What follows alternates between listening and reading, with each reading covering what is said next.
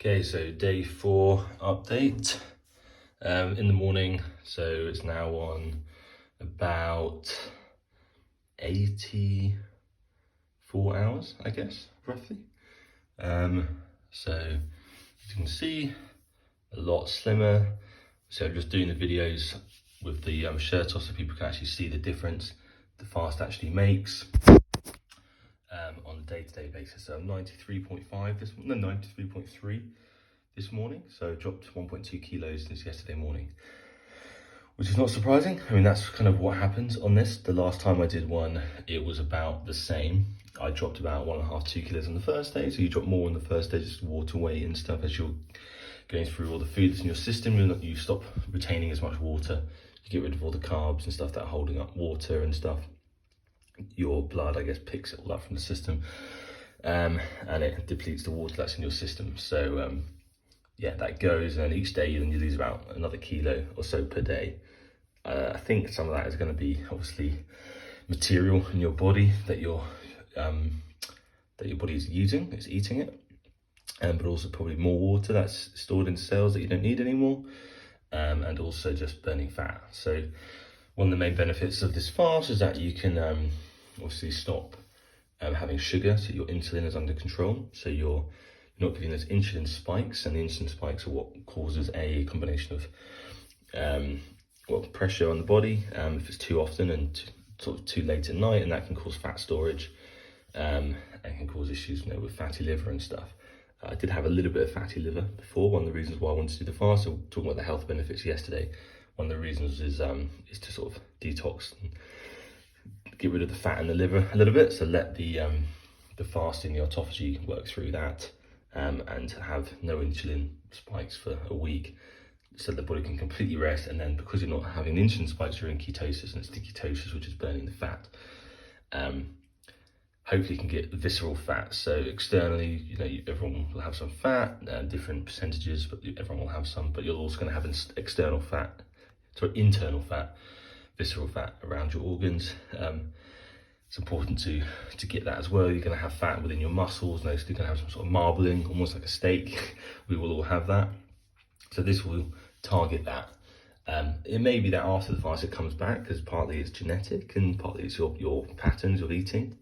And times of eating is a factor. So if you're eating late at night before bed, that will be worse than if you are eating more in the day and you're not eating before bed at least 2 or 3 hours. So that's a factor, but it may come back if you don't change your fundamental lifestyle. So this isn't the fast to do if you're looking to lose weight, particularly long term. It's just a good way to reset your body mentally and physically, help detoxify, and give you then a good framework or basis for making long-term lifestyle changes if that's what you wanted to do. So I wouldn't recommend this just to purely lose weight, because it won't do that. You have to actually fundamentally change your lifestyle afterwards. Intermittent fasting is probably a good way to do that. Maybe a 16-8 or 12 or 18-6 window.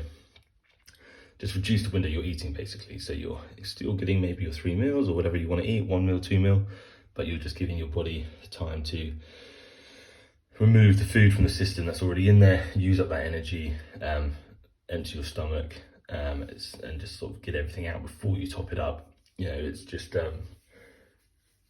not overloading the system, and then allowing your bodies and your hormones to go down before bed. Your insulin can go down. You can then access you can get into ketosis and autophagy then, in the 12 or 16 or 18 hours that you're not eating. So autophagy is the main thing for this fast. Go into autophagy and ketosis, and to cleanse the body, burn fat, and detoxify and remove plaque and stuff, and just everything that's built up in the system. But long term, you will need to make changes. But this does give you a good opportunity to make those changes. So you resist the temptation for food. That changes how you think about food moving forward. And then that gives you a good opportunity to then make those changes that you want to make, if that's what you want to do. That's not the main reason I'm doing it, because before, I wasn't necessarily worried. I was pretty healthy, I was active and stuff. I was carrying a bit too much weight, but not a huge amount too much, maybe just like 5-10 kilos or so extra. So it's not crazy, just a stone or two. but it is an opportunity to make some improvements. So, you know, as I said in the first video, add a bit more sport. You know, I'm doing a bit of sport, but not enough. I'm a very active person, physical.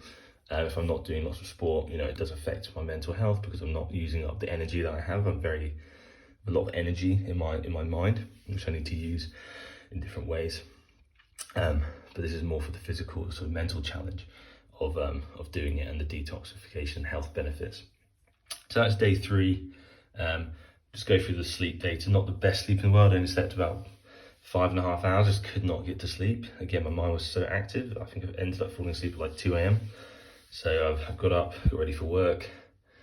So that's good.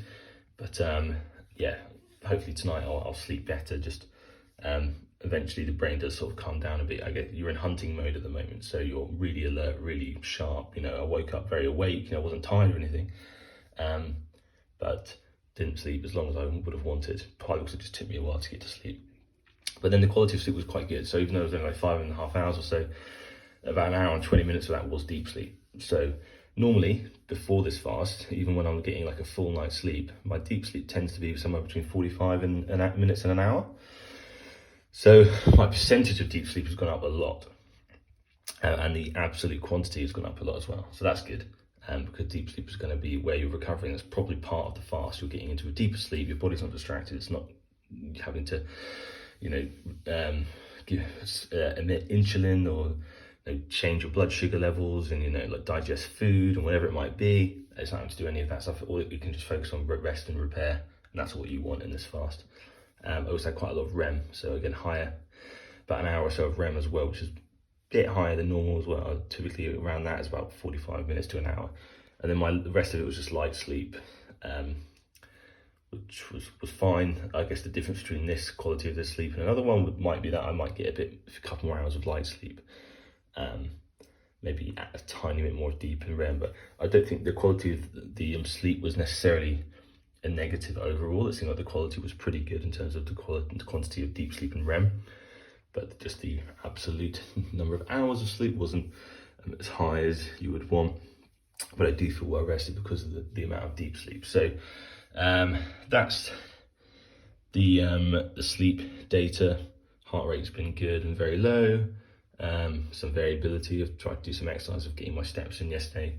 I was out a lot in the morning and then did some stuff in the afternoon. So I got well over 7,000 steps, which is pretty low for me. I normally hit 12,000 and upwards because I'm out a lot, especially going around London and working. So that's that. So yeah, day 4 morning, so 3 kilos down from the beginning of the fast.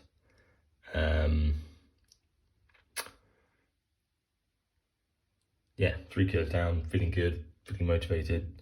Midway through the fast, we'll do an update later.